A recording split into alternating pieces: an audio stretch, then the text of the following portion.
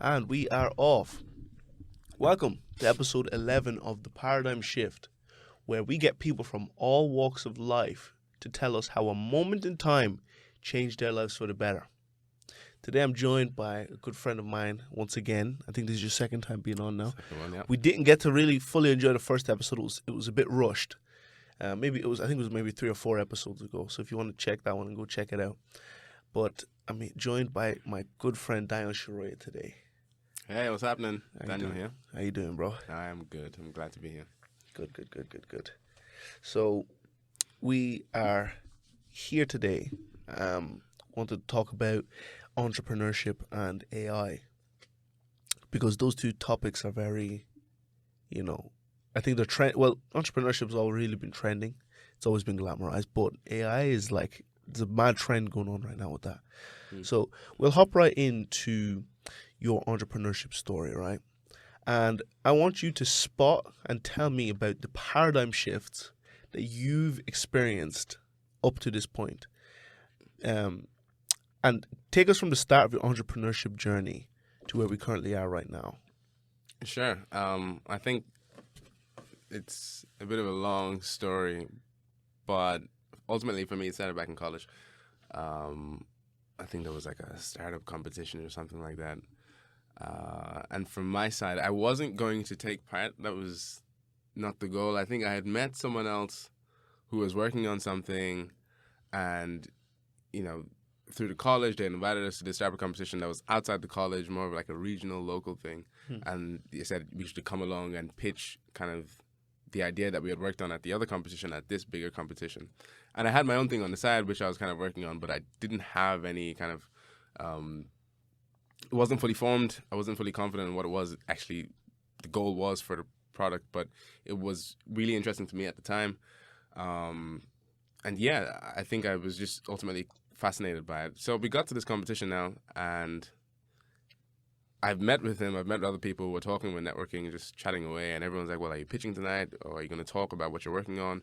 I think it was like a Google Tech startup competition, and ultimately how it worked back then, I don't know if it's still the same now, was that you all arrived, you all had different ideas and whatnot, but ultimately not every idea can be worked on for the duration of the weekend. The goal is to put people together who have different skill sets, and ultimately at the end of the weekend be able to produce something or have enough to say this is something that you want to continue going ahead with as a project or a potential startup in the future, right? So you're connecting business people with technical people, business people who have ideas but don't have technical kind of facilities to kind of execute them, or technical people who don't have ideas but know they want to build something, work on something new, so that you can be matched with those kind of business people. And if there's a match made in heaven, then they work on that thing together. So I got there, we're all talking, everyone's talking about what they might be pitching, what they might not be pitching. And I'm listening to what everyone is saying. I still have this idea that I want to work on at the back of my mind that I've been researching on my own, on the low. But I remember when someone asked me if I was going to pitch, I was like, no, I'm not going to do that. Not me. So it wasn't up until they were calling up people to actually do the pitches now. They're like, if you're going to present something, like something you think, a team of you might be able to come together to work on for the weekend. If you have an idea, you're kind of the leader of that idea, and you'll get paired with people afterwards. If you want to be someone that pitches an idea, line up on this side of like the hall that we were in. And I was sitting, waiting. The line was building up. Like, nah, I'm not pitching, not presenting. So watching people line up. They were like, last call, anyone else? Come up. Do it now. They're trying to get us all to come up. It's like, even if you don't really know what it is you want to do, but you have the idea in there, it's like, come on, just give it a go. You never know what's going to happen, so on and so forth. I'm like, right, let's do it. Okay, so I get up. I'm like, I'm doing this. I'm going to go pitch. And to pitch, you actually have to stand like on the center stage and face everyone. Everybody. And you have to talk. You essentially have to, because again, you don't know if it's a fully fledged idea. You don't know if it's going to work. You don't know if it sounds stupid. Yeah. Right? And you don't want to look stupid. I mean, public speaking is probably one of the top 3 hardest things a human. Exactly, because no one wants the worst feeling anyone can have is feeling publicly humiliated, right? And I think that's why public speaking scares so many people. They don't want to be publicly humiliated. So anyways, you have to get up there and do all that. And I've lined up now. And I go up there and I pitch it. And for like 30 seconds or a minute straight, I'm just, vomiting out information about this idea I have in this project. And then at the end, it's like, that's that. And I just go sit back down again. And at the end of all the pitches, everyone that pitched gets like a poster. Mm-hmm. And everyone that's attending, right, who didn't pitch, or actually who has pitched as well, gets like 3 sticky notes. Mm-hmm. And for each individual that had an idea, the rest of the audience has to go around and put a sticky note on an idea that they think has the most potential or they would like to see developed over the course of the weekend. So if you pitch an idea and you didn't get enough sticky notes by the end, then of course that's not something that can be worked on because you didn't get enough votes. Yeah. The people didn't vote for it. It just turns out the thing that I pitched, like, I think got the second highest amount of votes. Yeah. I was like, oh shit, what? Okay, so as I'm geeked now, I'm like, this is cool. Okay, great. We made it. At least we moved forward a little bit. Yeah. So then over the course of that weekend, I met new people. I think I had a designer, a technical guy, and another kind of designer person as well. And it was just a team of us, 4 of us, just, cracking it out, trying to figure out, is there something here, right? Trying to talk to potential customers, trying to get this thing off the ground. And yeah, we did that for the whole weekend. And in that competition, I think we came like runners up. So it's second or third, it depends how you want to put it. I was like, wow, okay, that was an interesting experience. And that was the start of my entrepreneurship journey. And for me, it was like the first time I had taken an idea I had in my head, pitched it out to a group of people, convinced them that this could be something to work on, or perhaps they convinced themselves that it's something they would be interested in working on, and taking it from something in my head to something that was essentially somewhat prototyped in that we had spoken to people, got validation that this is something that could be built, something that people were interested in, and something that could ultimately in the end become a business. And I was just like, wow, that's crazy. That was the paradigm shift. Exactly. That was it for me. And I was like, well, if I never got up or, bit the bullet to kind of like, well, not bit the bullet, but if I never got up to kind of like go up and make that presentation or that pitch, I don't know where I would be today because the confidence like that experience gave me to be able to like express ideas in my head to a group of people. A group of people I've never met before. Yeah.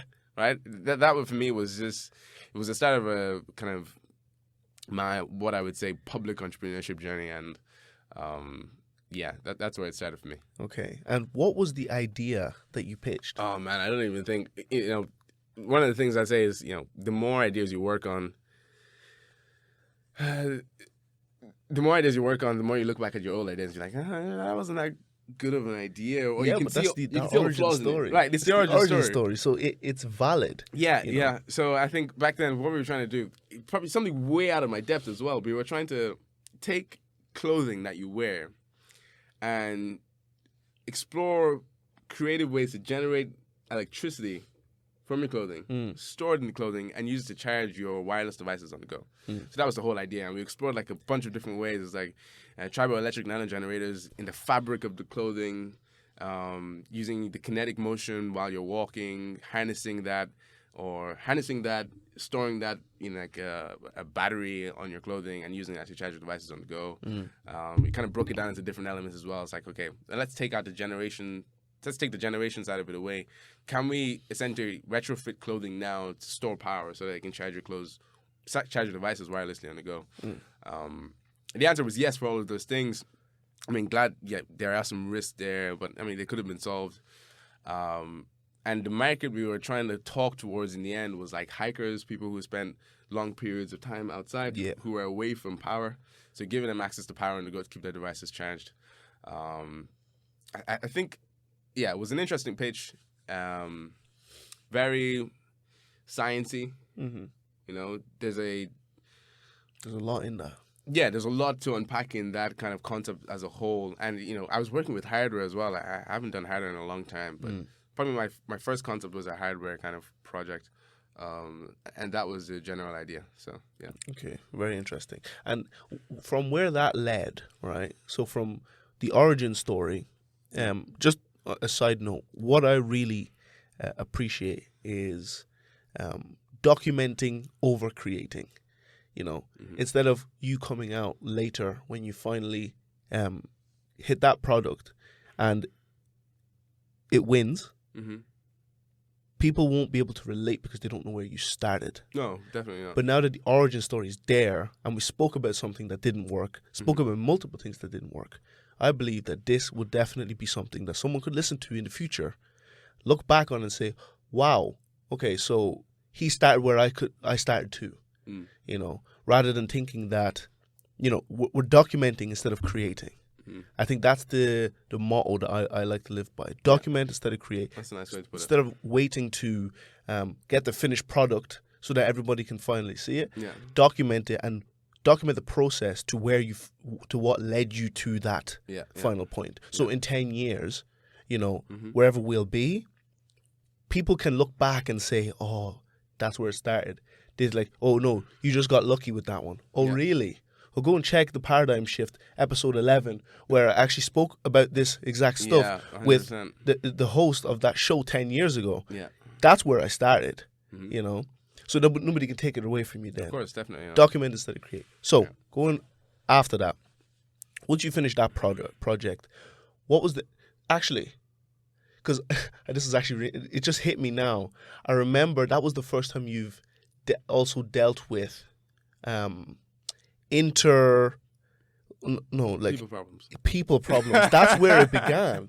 I'm really remembering it now. It's all coming to me like it was literally just yesterday. Yeah. You know, that was the first time you actually understanding people problems and how to work with people, what people would be good for a certain thing. Yeah. So tell me, what did you learn from that experience? I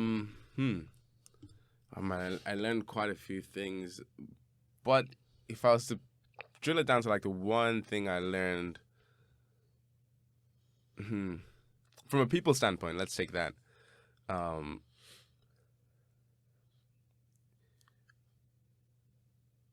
The team really matters, right? And you have to complement each other's skill sets, right? I think sometimes you can have a lot of overlap within teams that causes you to move slower, which isn't necessarily a great thing, because I think as a startup, generally, whatever you're building, the problem you're solving, whatever you're building, let's say, has a low shelf life. Like, it's not the best solution to the problem forever. Something else will replace it that'll be even better for solving that problem until the problem is completely kind of eradicated. So going back to the people, I think if you're not a technical person, like if you're the business person, you need to be good at finding great people and keeping them, I don't want to say keeping them motivated, because essentially you can't motivate people. That's one thing I've learned over the years. It's like you can't motivate anyone to do something they don't want to do. They can only do something if they want to do it themselves. So a lot of it is actually, how can you make someone realize, or how can you position something to someone to make them feel like they want to do it? You know, I think that's the way I would put it. So, you know, that's it in a nutshell, you know. If things aren't working out, speak up about them, be clear about them, and find ways to fix them quickly. Because, you know, if you let those small things linger, they'll just come back to bite you in the ass in the future. They always do, right? Like, it's something I used to hear a lot was like, it's like a marriage. You're kind of the founding team, the foundation of any team. It is a marriage. And I'm not married myself, but what I draw from that analogy is that it is a long-term relationship. Where you learn to tolerate one another in different ways.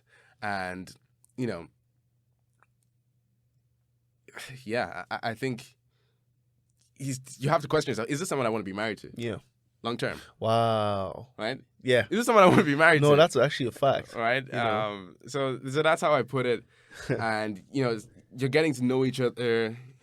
You know, you have to bond. You have to get to know each other outside of the startup itself. But yeah, the team is really important. The dynamic you have. I think, you know, a lot of things that kill a startup. One of the things you don't want to kill the startup is the actual, you know, for it to implode from the inside because of, you know, internal tension, I guess. Yeah. Very interesting. Okay. So what was the next project after that one? After that one, I think, what did I go to? You left hardware altogether and went fully software, right? No, I think I was still in hardware for a bit. I stopped like the whole startup-y kind of thing. I was just building things for the sake of building them, like working with technical people on just solving interesting problems, I guess. I think for a while I did we did a ski safe, something like that. A ski safe? So we called it a ski safe. But what was essentially happening was we were taking, so if you go skiing, or if you're in really cold temperatures, the temperature affects the rate at which power is discharged from your electrical device. Right. So batteries work harder when it's colder, essentially. Yep. And I think the inverse is also true. They work harder when it's warmer as well. No, it doesn't. It doesn't. No, because my drone is the perfect thing. Got it. So wait, what happens when they're really hot? What happens to the batteries? It dies way quicker. So you get 20-minute battery life on each battery. In the winter, those batteries lasted. I felt like they exceeded 20 minutes. Okay. Right, and that was actually the limit that they had on the container, and they usually over-exaggerate, and actually over-exaggerated their over-exaggeration. Okay. So it went like 22 to 24 minutes. Okay. In the freezing cold, it was like -1 degrees outside. That was when I went up to the mountains. So that's not that cold. -1 degrees. But in the summer, 10 or 11 minutes. Okay. So we're on the same page. When it's really hot, the battery life is shitter than when it's really... And when it's really hot, the battery life is not great. And when it's really cold, the battery life is not great. Yeah. Right. So when you're out skiing, you're in a really cold condition. So you'll notice if you're using your phone, the battery life of it dies much more quicker. And the angle there was that, well, could we kind of create or build some kind of contraption whereby you could essentially simulate a warmer environment for your devices. And in doing so, whether that would, at least allow it to store more battery power for a longer period of time than it would do otherwise. So that would allow you to use your phone in those kind of environments. And the kind of angle we were going on there, and again, just to following your curiosity, the angle we were taking on this one was just like, well, okay, now you can use your phone for longer periods of time when you're out there skiing. But then the real problem is, if something happens to you while you're out skiing, you want to have access to your mobile phone to contact people. It just kind of kept spinning hours and hours and hours. And we were just having fun with it. Like, okay, so what next? It's like, well, actually, I think we dropped the ski safe eventually, and we're just like, okay, people that go skiing generally aren't skiing off-piste. Yeah. And skiing off-piste is essentially where you're not on like a resort. Yeah. Like you're like, you found your own kind of slopes and you're skiing off them. So it's like uncharted territory for skiing. Yeah. Which is obviously way more risky than like a resort skiing. Yes. There's people everywhere. Someone's watching somehow. If anything goes wrong, there's people on standby to help. So, from a safety standpoint, there's no kind of real problem with your phone dying. Like, you're not going to be in like a crazy amount of danger. Versus if you're off piste and you're like, it's just you and your friends. If you go skiing in some area and you don't kind of, because there's a lot of safety checks that have to happen when you're skiing off piste. You have to make sure that I think the slopes you're skiing on are not at risk of an avalanche occurring. Okay. Right. So there's a bunch of tests and things you can do for that. But ultimately, I think it's getting much better, but it's not to say that it can't happen. But again, we'll come back to this in the end, because there's a framework that I use for thinking now about problems, which is why I would probably not go near this again. The frequency at which the problem occurs, even if it is a problem that occurs, affects how much of a pain point it is for a customer. Okay. If customers that go off piste know 9 out of 10 skiers will end up in an avalanche, then there's a big problem there, right? Yep. And they know that even if they want to ski off piste, they have to make sure that it's going to be safe for them to do that. Correct. But again, not that frequent that it's occurring. So then the angle we're taking with this now is, well, okay, you don't need the phone, but that might still happen. What could we build for that? And we're like, oh, well, what if you build like a transceiver device that's better than what exists out there? I can't quite remember how we went with it, but the transceiver is essentially like emitting a signal, so that if you end up in an avalanche and you're buried underground, anyone that's trying to receive that signal, it kind of picks it up and it's like, beep, okay, this person's here, dig it up. Otherwise, if they don't find you quick enough, you will kind of freeze to death. Exactly. Okay. So you can just see how SkiSafe is just drifting and doing so many kind of things. It's like essentially solving a problem that doesn't exist. Yeah. But we were having fun doing it. Yeah. So we just kept doing it, designing stuff, building mock-ups, talking to customers, learning about avalanches and skiing and all that stuff. Yeah. I think we went at that for a couple of months and then we just, killed it all together. Yeah. It was like, okay, we actually have to kind of get serious about doing, I guess, solving actual problems. But it's still a fun experience. Okay. That's where I went to after the clothing thing. And I think that was my last stint with hardware. Okay. Yeah. So you said something interesting. You said that that's the framework in which you try and solve all problems now. Yeah. What was that framework? Break it down for us. The framework now, that's one of the things I say you pick up over working on many, many, many projects. Is that you start to develop frameworks for assessing projects. And that you want to work on the thing that wins. You don't know what the thing that wins will be, but obviously you need a framework for assessing how the chance for which you think something, whether something might win or not. So one of the things I mentioned there was about the frequency of the problem. Yeah. If a problem, there's problems everywhere, but not all problems are created equally. Yeah. So when we say the frequency of the problem, it's how often is it occurring for someone to want to pay to solve it now, right? I'm trying to think of an example. Like, I'm trying to think of something. Let's say, it's very random, but let's just say you have a toilet and it has automatic flush. And automatic flush doesn't work, but it doesn't have a handle built onto it. And let's just say all toilets were built like that. None of them were built with handles. All of them were built automatic flush, right? And let's just say toilets are getting blocked all the time because there's fault. The I/O is faulty inside it, and it doesn't flush the toilet correctly. That is a pain point because let's say you have guests coming over to your house that day, and the toilet doesn't flush. Good. And it happens 9 times out of the 10 that people come to your house. Exactly. So now, listen to that. The parameter you've given there is when guests come to the house. Yeah. How frequently do guests come to the house? Yeah. Right? So some people might only have guests once a year, twice a year. And then we can look up the data and say, okay, the average person gets guests in their house, let's say 4 times a year. Right? And let's say out of those 4 guests, how many of them are they really nervous? Like, of course, as the amount of time the guest comes over to your house increases, you get more comfortable to not care so much about things that may be broken in the house, right? So you will tell them that that's a problem. Like, you're not trying to save face anymore, right? Do you get me? So let's say out of the 4 guests that come to your house every year, only one of those will be a group of guests that you're trying to save face for. Once a year. And now you're trying to sell someone a solution that solves a problem that they might have once a year for this very specific... It's like... Okay, right. Okay, let's say you can even sell it, right? Now it's going to cost you to build that product. It's going to cost you to develop it. It's going to cost you to sell it. How much do you sell it for? And, how big is the potential market for customers in this kind of area that actually feel this problem enough to want to pay for it? It's like it gets very small very quickly. Right? So I think the frequency at which people feel the problem kind of, first of all, gives you a larger market size to begin with. But it's also a kind of good North Star metric for deciding on which problems to kind of address and tackle. But again, you should also be passionate about the problem too, right? I'm not passionate about toilets, so probably not the best person to build something for toilets. Exactly. Right. That's really interesting. Yeah.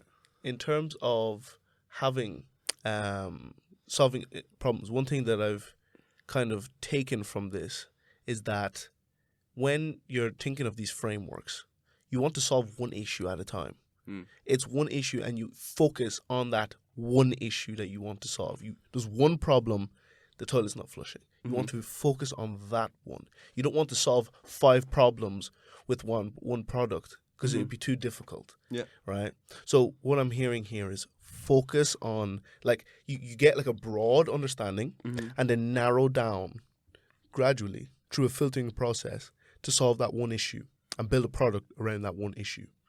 Would I be right in saying that?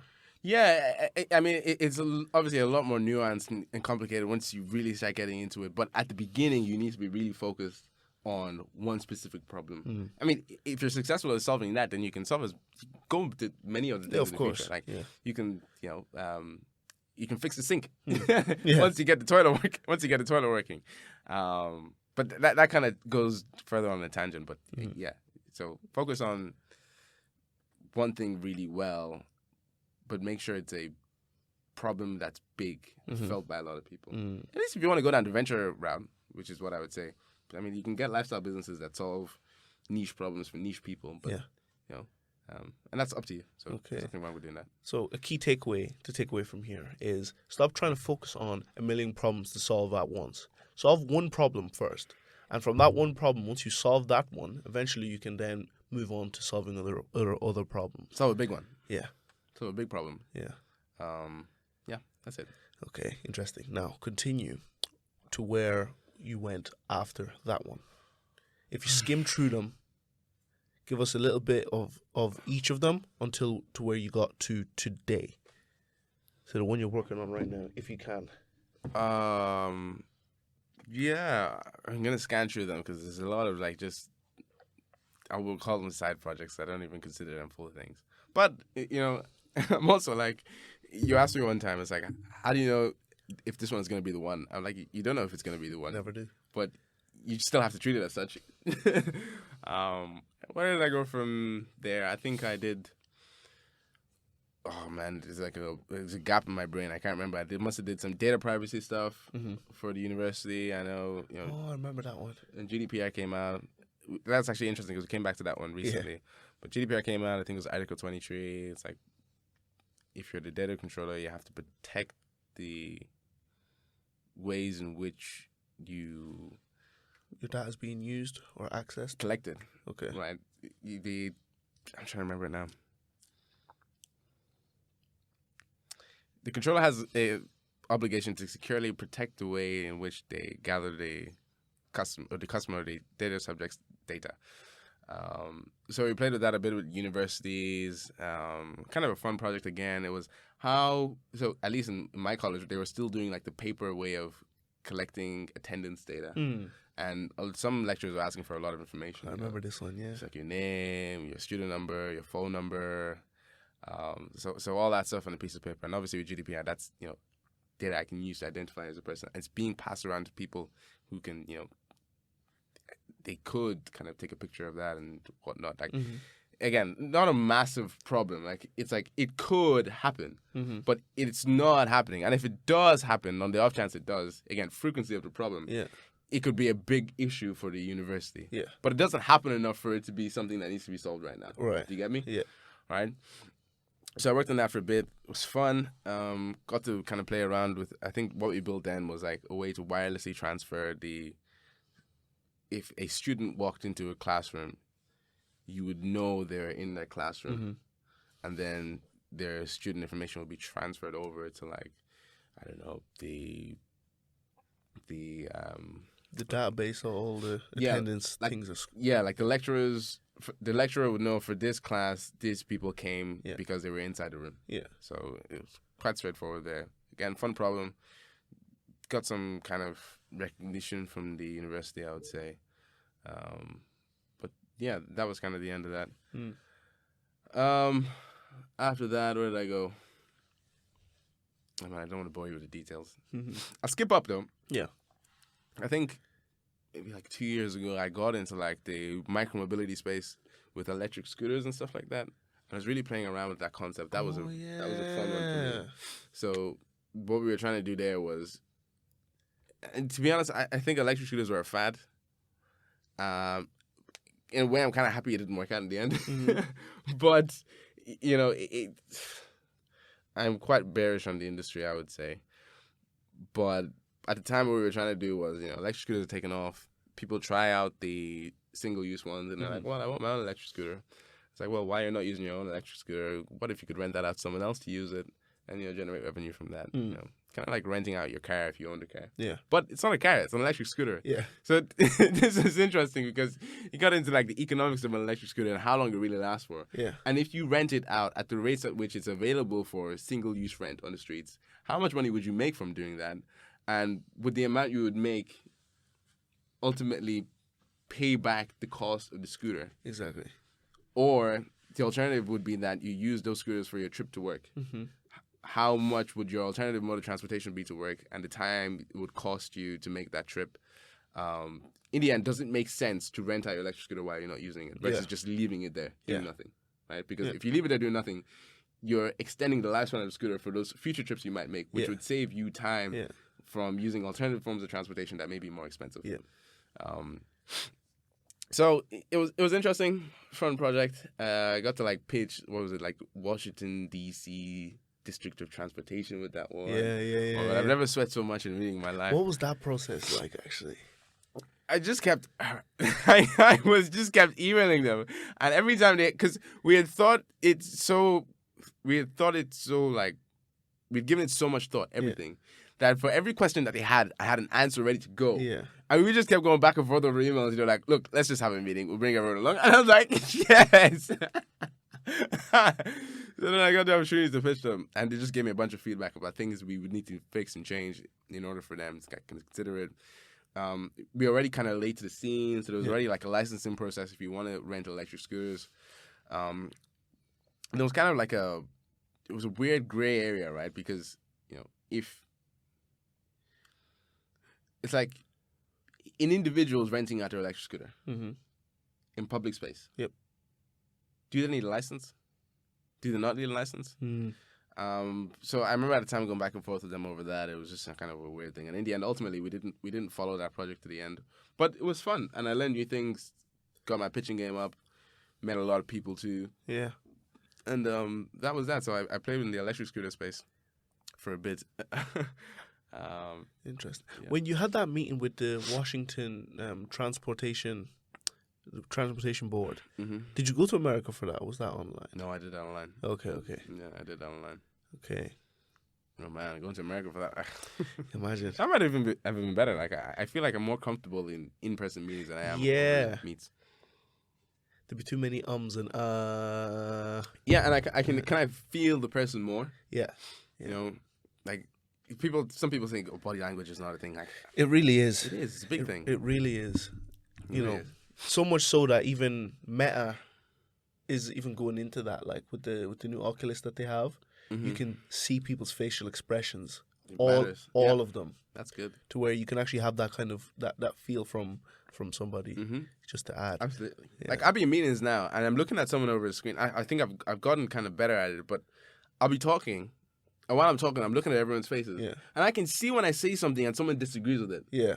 You get me? There's like a little twitch in the eyebrow. Yeah. It's like a little raise, and it's like a micro signal. Yeah. And I pause immediately. I'm like, "You disagree with what I said? Why?" Yeah. And they're like, "Well, actually, here's what I think." I'm like, "Okay, this is a good discussion now, right?" Because one thing I hate is for me to monologue, and at the end of it, maybe I lost you. Yeah. Maybe I lost you, for example, or I lost you. There's something you didn't understand, or there's something you disagree with. But by the end of it, it's already too late for you to kind of bring that up again or something like that. Again, it just depends. But again, if I can see that early on, I can bring those things up so we can have a discussion about them. So that everyone leaves the meeting feeling like they've got their points across, and I've heard their points, and they've heard my points too. But yeah, that's just a weird tangent on how important the kind of body language is, and that meeting with the DDOT, Department of Transportation or something. District Department of Transportation. DC. What happened after that? After that, I did travel planning application. I remember this one. It was a fun one. This one was a very interesting one, actually. Really fun one. And yeah, to be honest with you, that could still work. Probably could, but travel planning applications, it's like... I remember at the time I read a couple of articles about why you should not go near a travel planning application. Like this is like it was like on a list. If there's like a list of top 10 startup ideas you should avoid, travel planning is definitely up there. Probably there twice. Like, mad. Yeah. So, and people had written articles about why you should not start a travel planning startups because there's just so many, and that's a weird one. again, frequency of problem. How many times do you go on a group trip Yeah. a year? A lot of people do it. A lot of people do it. Fair. And the people, Like we're lately doing it in January. but the more you do it, the more you get comfortable or establish processes for making it happen successfully, versus learning a new way to do it. I think it's a problem that needs to be solved, but it's a hard one to solve, right? Because there's always this distance between the actual planning and the actual booking. Yeah. Right? And bringing them together, I don't know. I don't know. It was weird. Ultimately, why we let that one go is because we started building it in the midst of COVID. And, COVID extended out longer than we had anticipated. Yeah. And we ultimately, I think we got it tested with some customers and stuff like that, but we never got to see it through to the end where people were using it actively to plan the trips. But I think there's a market for it. I'm contradicting myself here because what I ended up doing was actually working quite closely with travel agents, right? Like independent travel agents. Yeah. Who need the tools to coordinate the travel planning, right? Could have been sold to them instead of going to people. And they were like, we want this. Yeah. Can we have it? I was like, man, this is crazy. But ultimately, the problem with this one was a bit of the team, right? Yeah. I couldn't rally up excitement almost for this. It's weird to say. Because I know with the electric scooter project, it was a hot space. So when I put out that I was looking for people to work with me on that, it was just like I got tons of responses like, tell me more. I just want to know more, and so on and so forth. But with the travel planning one, it was like, I've seen that before. Yeah. It's like there's 10 other ones out there right now. That's so interesting. There's so many out there right now, and they're all trying to do it a little bit differently. Yeah. And the thing I actually like about that is that I can see all it takes is for one company to come and revolutionize it. This is literally what happened with taxis. And then Uber came along. Then Free Now came along. Yeah. Normal taxis were just a thing, and then these came along. I feel like that could have been the exact same type of scenario with that, because nobody would have expected, you can do it all in your phone. You can order it to your place on your phone. People would think you were crazy for that. Like, what are you talking about? Doesn't make any sense. Yeah. But it ended up working. Right? Yeah. So nobody believed in it at the start, but then they had to. With that travel agent one, the fact that travel agents were begging for it, because they all have outdated systems, because they all do the exact same thing. Yeah. Like, none of them do anything really different from each other. Yeah. They're all the exact same. So if one has a system to where it's a done-for-you system, less work for them. That means they can spend more time acquiring more clients. Exactly. Potentially. Exactly. If you can simplify, again, the goal there, I've realized, is like, we can actually simplify their lives and so on and so forth, and the travel planning side of things. But yeah, that was a really fun one, I must say. I got to meet with so many new people and essentially just explore a whole new problem. Yeah. Right? I think in the end, one thing it's like snowballing. The knowledge is just growing and growing and growing. Effect, Like, exactly, compounding.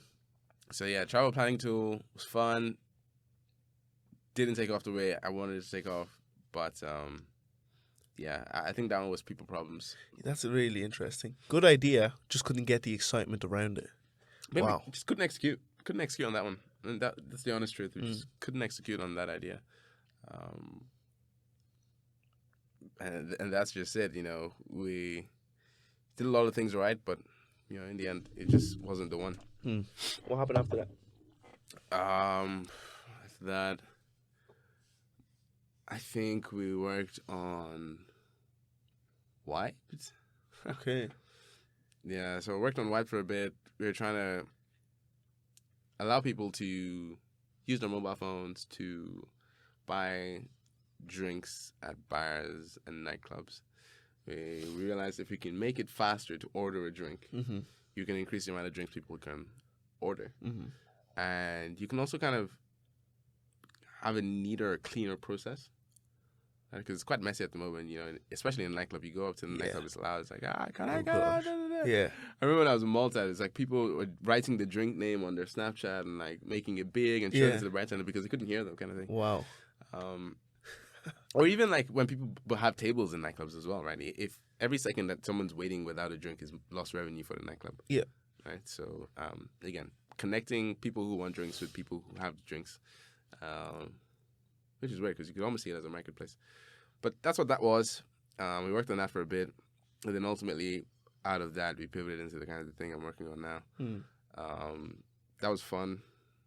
Got some POCs out of it. I don't know if that was really the one for me because there was a lot of like going out to like the clubbing scene, and partying, and you know, it was just a lot of legwork. It's not that I don't like legwork, but it was just it's not your scene. It wasn't really my scene. I did it though. You know, the things you do as of course, kind of a co-founder, I guess. It's just like you want to see it work. Yeah, you know, it's the Daedalusness. Interesting. Yeah. And the current project that you're at now, can you talk about that one or? Yeah, sure. So kind of in a nutshell, what we're trying to do is take customer data, right, and use artificial intelligence to give customers more personalized experiences, I want to say on the internet or in the digital realm. Yep. Right, let's say that. That's it in a nutshell, right? It's not much more complicated than that. Obviously, there's great benefits for businesses if they can personalize the customer experience that the customer has.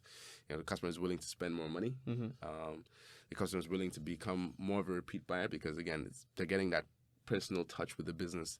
And when we say personalization, what we're essentially saying is that the business understands the needs and the values of a customer so that when they proposition them, they can connect them with kind of the products that are most relevant for them and they communicate with them in the way that resonates with the customer the best. Yep.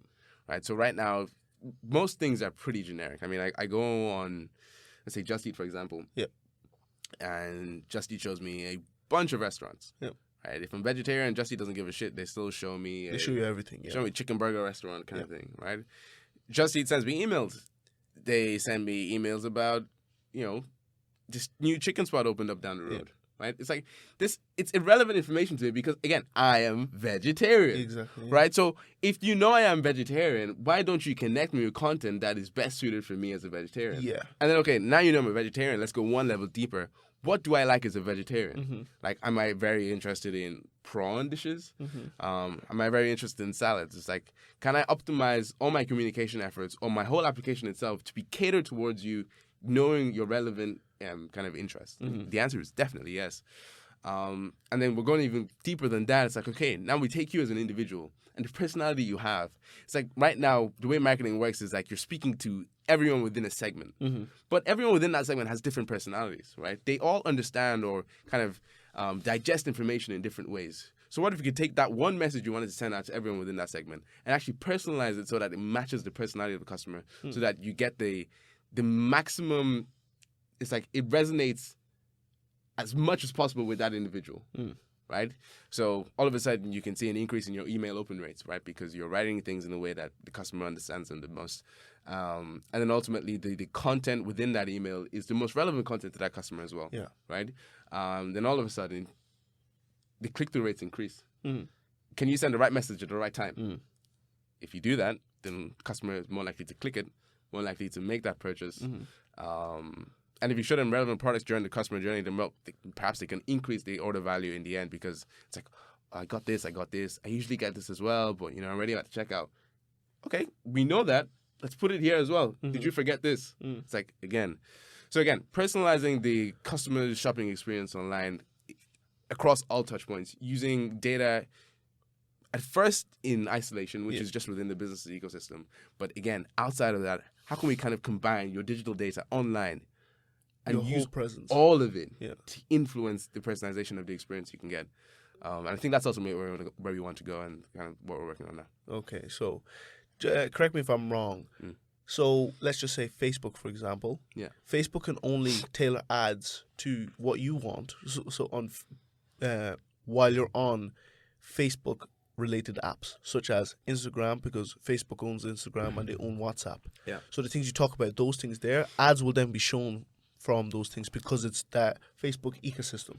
I don't know about the WhatsApp one, but with Facebook, yes. And then Facebook Pixel on websites as well. Yes. It's also looking at what you're doing. Yeah. And using all of that data about you as a person. Well, they say it's not about you as a person, it's your device and whatnot. It's become very complicated. But all in the end, it's trying to identify you as a person and what you're most interested in based on what you're doing digitally. So then they can make recommendations to what you could potentially like or buy. Right? Exactly. So the Facebook ecosystem, Facebook, Instagram, would tailor ads because they know your profile on those things, because they've seen what you liked, how long you spend on looking at something, how long you spent looking at that ad. If you clicked onto an ad, it's building a profile of you on that. So what Personfied is like is maybe taking that principle, but taking it on every app. So instead of going on Facebook where you have one profile and then going on Amazon where you could have a different profile, it could be on all apps, to where you can be recommended the things on all apps. So your phone would know that you're a vegetarian and recommend things in the vegetarian menu. If you look up restaurants, it'll give you vegetarian options on Google Maps, for example. It won't just give you every restaurant in the area. It will tailor it to vegetarian restaurants that are around, or vegetarian options. And if they don't, they won't be recommended. On Instagram, you could potentially see ads that are catered to, let's just say you like a certain type of clothing. Those type of clothing will be shown up. So it's an all-around profile rather than it being on one ecosystem.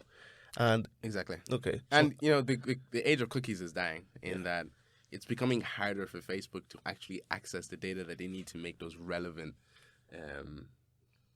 ads to you. Let's just take ads for a moment, right? Because I think it's a good case in point in that as soon as it became more difficult for Facebook to get more data about the individuals who they're dealing with, the quality of their ads decreased. And from a marketer's point of view, if you owned the business, it's like, well, the amount you were spending on Facebook to hit that target audience the amount you were spending on Facebook to generate the same level of impressions that was generating X number of clicks to generate X amount of revenue, it decreased. Or perhaps the amount you had to spend more money to get the same effect. Right? So I think, Apple's move with the Apple ATT or whatever, it decreased the amount. It really hurt Facebook's ad revenue from that standpoint. $30 billion. Yeah, it's a lot of money, right? So again, Facebook's value proposition is that they can connect your ad with the most relevant people. If they don't know who the most relevant people are because they don't have the data, then they can't connect your ads to those people. So it's a really interesting space. But I think there's a new dynamic that has to be played here. It's consent of the customer. I don't think customers have a problem with... What am I trying to say here?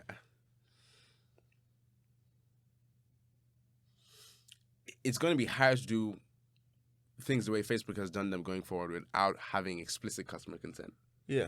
And that's where Personfied is different. It all begins and ends with the consent that we have from the customer to do this.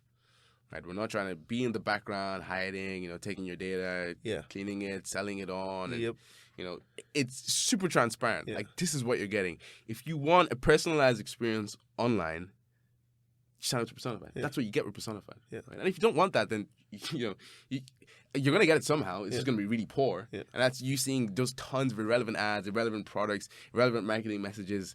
If that's what you're okay with, then by all means. But if you do it with Personfied, at least you can say that, well, you have more control over your data. You know who has access to your data. And in the click of a button... And you can see your own data. You can see your data. You can delete it if you want. It's like, we're not going to stop you from deleting your data if that's what you want. So...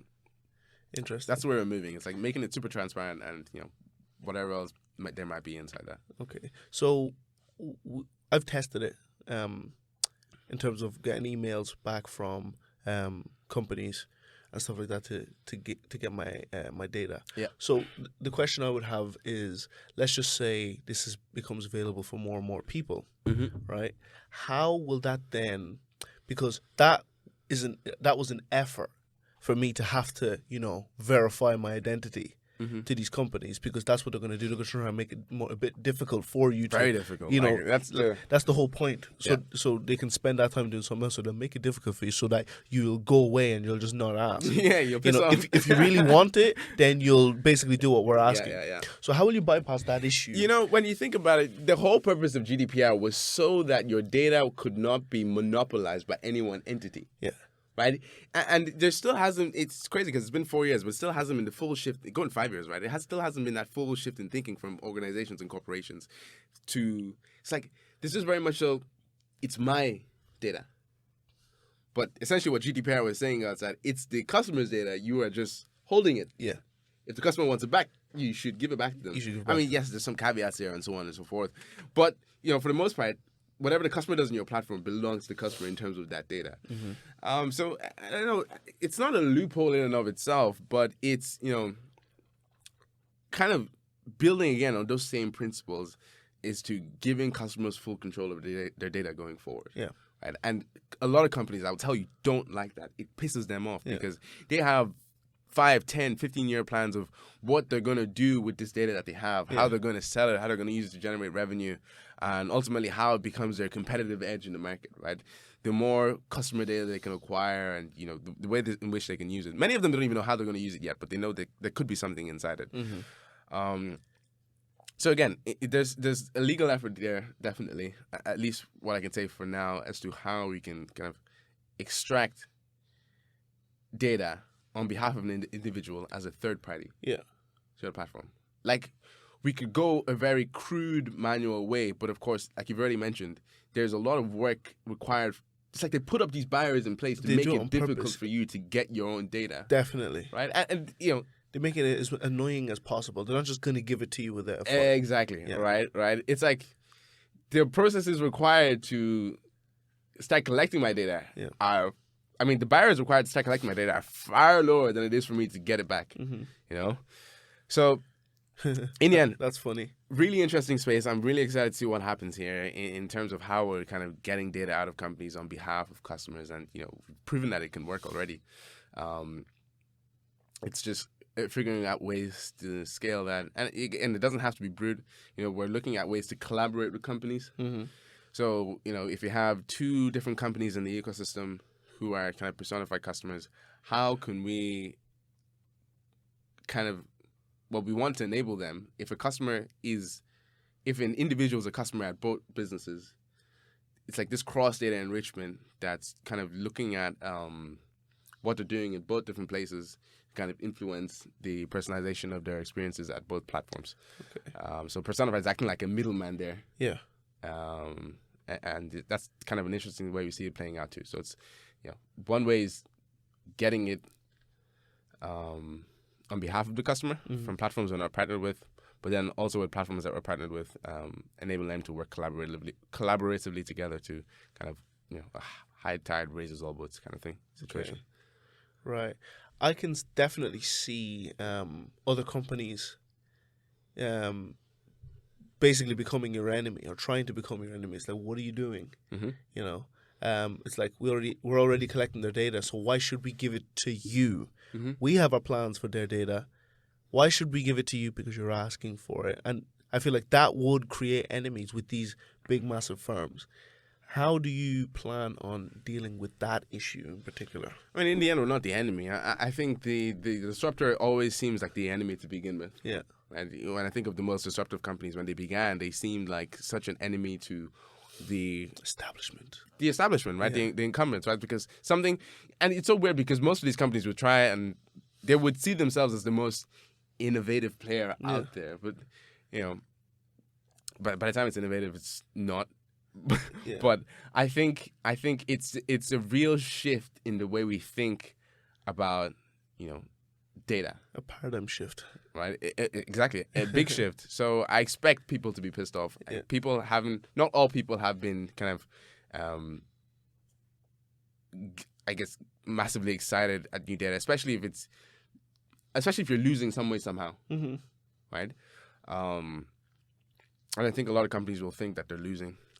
We've had companies tell us to their face, like, they don't want another company to benefit from the data they have about the customer. Yeah, because they spend their I'd say their blood, sweat, and tears collecting that data, but they didn't really. All they did But the was, thing, they'll gladly take it. Yeah. They'll gladly, like, if we allow have cookies, accept, reject, accept, boom, that's it. It's like, to get it they're like, back. if you have the data, we'll take it, but we don't want our data to go out there. And I'm Yeah. like, how's way? How's way? So, yeah. Oh, that's very interesting. Yeah. Last question. What if these companies say, yeah, we don't want to partner with you. We don't want you on our app. Mm-hmm. Ultimately, I think when I think of Personfied, I think of Personfied as a kind of suite of different applications Mm-hmm. that, again, going back to kind of that vision of giving the end user, end customer, the most personalized kind of experience possible. There are going to be things that we build that certain customers will not want because they don't see the need for it, which is fine because there is some effort required to kind of implement recommendation engines, for example, right?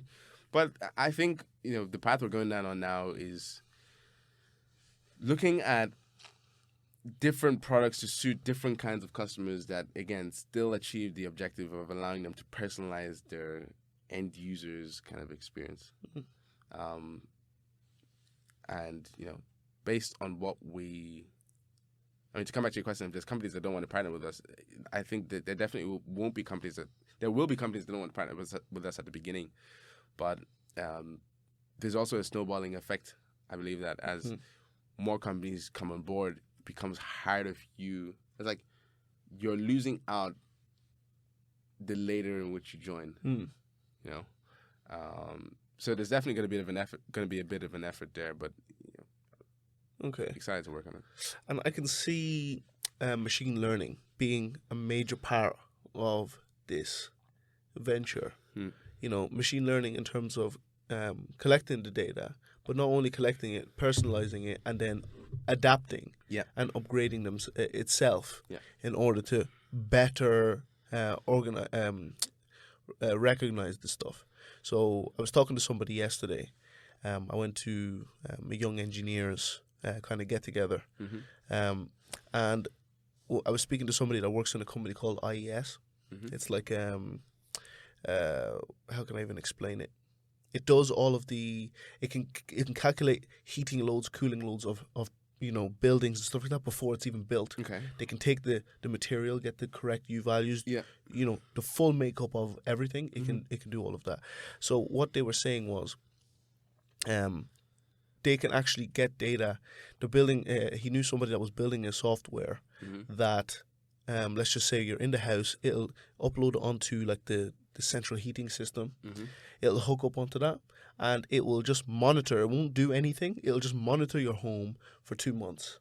And in that 2 months, it will calculate how many people are in the house, the usage of all of the things that are being used, like the computer. How long is the computer turned on average? What days is it usually on? A, B, C, and D. When are the lights usually on? Okay, what would the heating load be for when people are mostly at home and stuff like that? And if people aren't going to be home on average until about 4 or 5 o'clock, we can then turn the heat on at 3:40. So 20 minutes, it's warm by the time they get here. Switch it off when they all go to bed, stuff like that. And they're building software like that. So in terms of Personfied, building systems that could adapt that well, how do you plan on implementing things like that? So we haven't gone outside of kind of digital customer experiences so much to do with kind of like e-commerce and buying online, so transactions. Right. But in the future, there might be an angle to do more with the data that we have about customers. I wonder what else is hanging in there. Like when you have enough data, like drawing these interesting conclusions to kind of, again, build more applications. Yeah. So I would say it's out of scope for Personfied at the moment, but it seems like an interesting space as to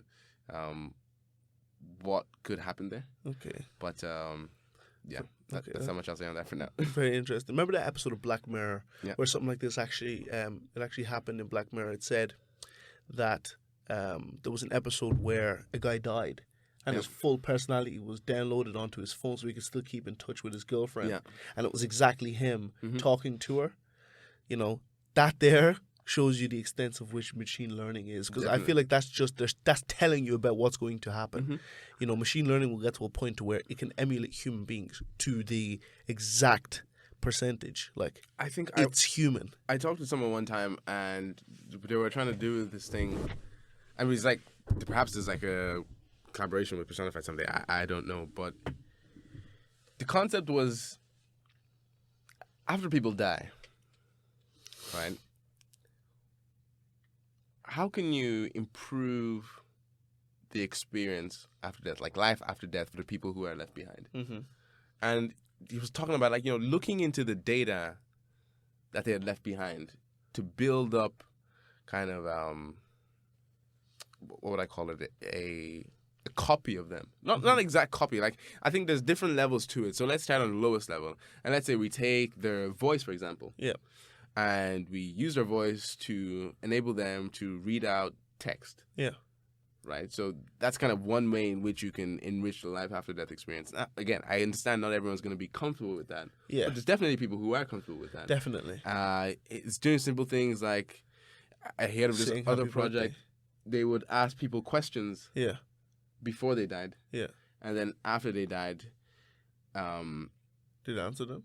based on all the answers they had and the typical questions people ask, they would generate answers from that person Wow. for the question of the individual After they've died. after they've died. So it's like, okay, they answered before they died, and then after they died, they're answering then? exactly. Wow. It seems like the question I asked you, you have an answer prepared for me after you've died. Yeah. Super freaky, but I can see, again, I don't know the effects of how it helps people cope with the passing of someone. Yeah. But these things are not too far in the future, right? Given enough data about individuals, what can you build from that? Yeah.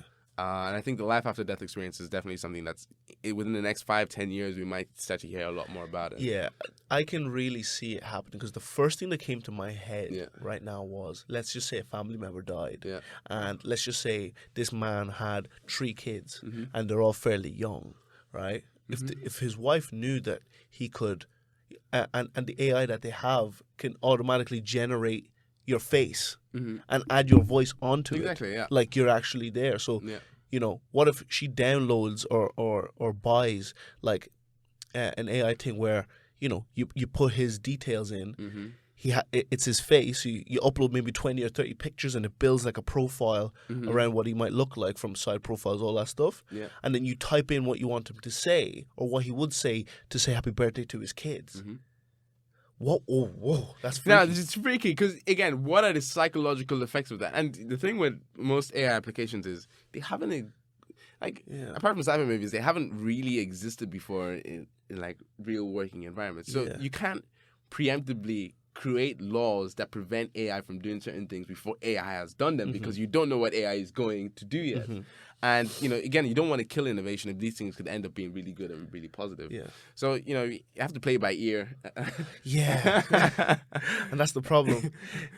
You know, the fact that Elon keeps saying that we need to regulate this thing, like we regulate absolutely everything else. But you can't regulate it yet. You know, it hasn't happened. Laws are created reactively, not proactively. Well, generally. No, to be honest with you, you're right. Yeah, so I get why you think. Again, once you start to understand the intricacies of it, you start to think, well, how far could this go?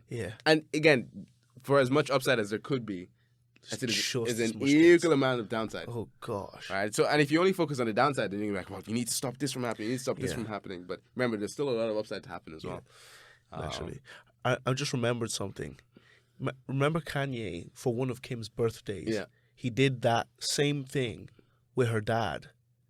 He gave her a video of her dad saying happy birthday to her and stuff like that. With his image, and then his voice was added to it. That literally just came to me now. I must find that video. Freaky stuff. You know, and if that's already a thing, the fact that he's doing that, he probably did that a couple of years ago. You know, if that's still a thing. Super freaky stuff. Yeah. We can only imagine, because right now AI is on, you know, iteration 1 or 2. What's it going to be like in iteration 100? Because we'll see that in our lifetime. We will see that in our lifetime. I think it's going to be pretty good. Like, I can really see AI walking around like it's a human. damn near looking like one too. It might not look like us in this lifetime, but I feel like when we're gone, they'll look exactly like us. Mm-hmm. And the only way you'll know that it's a robot is if you cut it to know what's inside. Yeah, but the thing is, even if as we move to like this space of Dystopian future. overlapping digital with physical, Yeah. and with AR, not so much. Let's put VR in a kind of different pedestal for the moment. So the more AI gets integrated into our lives, you can start to see maybe they're not real. Mm-hmm. Actually, let's go all the way to VR, right? In a completely virtual universe, we're all fake, technically. So Yeah. how do you know who's real and who isn't real? Yeah. Right? So, in that sense, again, one example I love, I think I saw it was on Twitter, is like in NPCs and games, you can interact with NPCs like they're actual people because they can generate human-like responses depending on what you say. Oh my gosh. Right? So every NPC in every video game is, for what you know, could be an actual person. Yeah. Right? So that's crazy to me, I think. And I think in a digital sense, in a digital universe, the multiverse, right? I don't know to what extent that's going to be. Like you say, in the physical world, you won't know if someone's real unless you slash them. But in a digital universe, it's, how do you tell? Like, bots are going to go to a whole new level. Yeah. Bots are going to go to a whole new level. Crazy. You'll end up becoming friends with Yeah, your damn computer. Are you bullish or bearish on that? Having a digital companion that is always going to be nice to you? I think I'm bearish. Ooh. Because if we detach so much from actual reality, that literally would be the Matrix, to where you're just a pod, living in a small little area zone, right? And as a result of that, your whole life is on this computer. And the thing that scares me the most is people will have their whole lives on VR, on the VR world. They'll have their house, mortgage. They'll have a virtual family. Mortgage. Bro, deadass, they'll have virtual families on there. Yeah. And all of that can just end by if someone just turns the switch off. Your whole life is over. Imagine you had nothing. You used all your life savings on that. How are you going to access all your money? I will build things for that. Like, but still, it's still quite messed up to see. All it needs to be done is switched off, you bro. have 2 lives. 2 lives. Yeah. Like, what do you do for a living? I own a business in the multiverse. It's like, it generates like, I don't know, 5 million ARR. Like, Yeah. What is it? It's just a clothing business. I'm gonna buy a restaurant soon. Oh, But remember, I think. Are we off? Are we gone? No. The camera switched off and the battery died, but we're still recording. Yeah, I'm just. Oh God, you can talk about multiverse all day for things that could possibly happen, but let's just see what happens. Yeah. We're still a bit away. Probably like 10 years away from it, but. Yeah. It's still close.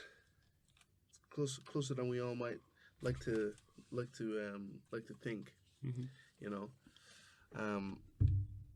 I think it's very interesting to where to really see where all of this could be. Yeah. I'm still trying to figure out how I feel about it. How I feel about like the Neuralink, how do I feel about a lot of stuff. I don't know yet. I'm still trying to come to terms with all of this stuff, and I just have to kind of accept that this is actually just going to be the reality, and that people won't need steroids anymore. They can just, give themselves a prosthetic skin and stuff like that. Like all those things are coming to where we'll all be potential superhumans. And Cyberpunk and what's that other movie again? Oh gosh, I forgot the movie name. But it was like a dystopian future and what the world would look like, and it's trying to kill all these AI robots. Oh, iRobot. No, not that one. No. Altered Carbon? No, not Altered Carbon. But Altered Carbon is another interesting one. Yeah, but it was only him that was a robot, isn't it? Yeah. Yeah. Altered Carbon's another interesting one, to where your consciousness are on chips. Oh, To where you could die many times and just respawn. Was that Altered Carbon? That was Altered Carbon, yeah. You What's wrong with you have the chip at the back of the neck. Yeah. And if the chip gets destroyed, that means you're dead. But if your body just dies, And it the chip uploads to the is cloud every now and then. exactly. It's Oh, uploaded yeah, to the yeah. cloud. So it's like, you know, And if you stop the upload, you lose the memory from between the last time you uploaded and yeah, now. and that's really interesting as well. Like The cloud. but how powerful will the clouds actually be? I just think that from what I'm seeing, the way the world is currently going, you know, priority is going to be put on these virtual worlds, and while you're plugged into the virtual world, you're going to try and move to a place that's very low rent, or if there is a universal basic income, you know, that's what you'll use to live and feed your physical body while you're on the virtual game, virtual life, and that way you'll own nothing in the real world. Because things are being changed right now. All these laws and stuff like that are being changed. The real estate episode that I recorded with Shane Fleming a couple of weeks ago, we spoke about the cost of inheritance tax. If, you should say, your parents handed you the family home, you know, most people would have to sell it because of the inheritance tax on it. Because you can't liquidate 300, like let's just say the house is 500K when they give it to you. You know, 30% of that property value you have to pay in cash as inheritance tax. So most people have to sell the houses. And as a result of selling the houses, that means you don't own it anymore. And who's going to buy it? The government are. And as a result, they buy back all of these things. I said something to my friend earlier on, and he said that it was a really interesting point and almost scary. Yeah. So what I said is, what I fear is that the pre-Renaissance era is closer than we might think. I think it's a generation away, and we might well see it in our lifetime, where all the wealth will be distributed to the royalty as it was back then and the families. And people relied solely on them for their well-being. And as a result, they paid them just enough to live, but no more. And looking back, we think that universal basic income is like a new thing. Yeah. It's always been a thing. Yeah. You know, look at the pre-Renaissance era. That's how things were run. Yeah. With you had the families, and the only people that could really make money were the merchants when they were traveling from town to town to town, you know, doing business that way. Oh, man. Right? And now those merchants are technically now the big conglomerates, you know, the big families, to where they'll pay you just enough so that you can't do anything else. And if you try to rebel, they'll off you, you know. We're going back to that stage now. It's not royalties anymore. It's not royalty anymore. It's not the kings and queens. It's now companies. Yeah. And we are going to be in that thing. I think we're going to see it in our lifetime. That's crazy. And I think our grandkids are going to see it too. And the virtual world is just going to kind of tie it all together. Shit. Like that's food for thought for people listening, man. It does, like, sometimes those problems come up in my head. I'm like, well, you know, how do I start to dissect this? Yeah. And if I dissect it, where will I end up? Which is like, yeah. But I don't know how we're gonna do it. Like, how we're gonna approach it going forward. Yeah. What innovation looks like. I mean, so far the biggest argument against AI is like it's not quote unquote creative. Yeah. Like it just regurgitates information that it's acquired. It will be creative. We're still in iteration 1. I don't know. I'm kind of bearish on the creativity of AI. Like, humans are quite creative. Yeah, we are. But have you seen AI art? Yeah, but that's still a prompt generated by a human being. Can an AI, like, what is beautiful? Yeah. Can AI learn that? And can it create that on its own? So, I don't know. Again, remember, without the influence of a human being. I don't know. Like, I don't know if it gets there. Like, I'm really bearish on how creative AI is and so on and so forth. Like, it's good for supplementing human ideas. That's one of the ways I'm really excited for going forward. It's becoming so much easier to build things. So much easier to build things, especially from a technical standpoint. Like, so much easier to build applications, get them off the ground. I'm really excited for the next wave of, like, entrepreneurship, or like, think of all the services that you use that are tech enabled. Yeah. Right? They're just a gateway to some technology that you don't know how to build yourself. If you can build your own thing, what does the value of some corporations become now going forward? Like, for example, let me give you like Jasper.ai. Jasper's thing was that you could give it a prompt for the marketing content you wanted to generate, and then it would spit back out kind of the marketing message in long form based on the input you gave it. Yeah. Right? Chatbot GPT came out, and I can do pretty much the same thing with Chatbot GPT. Like, it's not creative, and I can make my own tweaks and then, send it out. Now, Personfied put a tweak on that. It's a shameless plug. But we said, okay, not only can we generate the marketing message, but using the customer data you have, we can personalize the tone of your message to resonate better with the audience who's going to receive it. Yeah. So again, it's like the actual generation of the message itself is not unique to Jasper anymore. Yeah. Anyone can do it. And anyone can generate their own marketing message. Okay. So, that's what I mean. So a lot of these startups that were just gateway products, to tools that they didn't own, that weren't proprietary, I'm really curious to the defensibility of their kind of businesses going forward. And Jasper is probably like one of the best cases at the moment. Okay. Very interesting. Oh, gosh. We touched on a lot in this episode. An hour, 15 minutes already. That was good. Yeah, definitely. I wish we could keep going, but it's 12 o'clock, and I know your lady's probably waiting. Cheers. Yeah. So we are going to end this one. And, man, I hope we can do this again. Man, if anyone has any AI ideas, they should ping them over to you. Please, any AI suggestions, ideas, I'd love to have a conversation, get you on the pod, and we can discuss these things. Or privately, it's up to you lot. But, yeah. Even if you think it's dumb, because as we've learned, you don't know until you actually put it out there. Yeah. Fact. Like, you won't know until you put it out there. Yeah. So, why not? You have nothing to lose. Yeah. Okay. And that's that. Thank you a lot for listening. Have a good week. Stay blessed.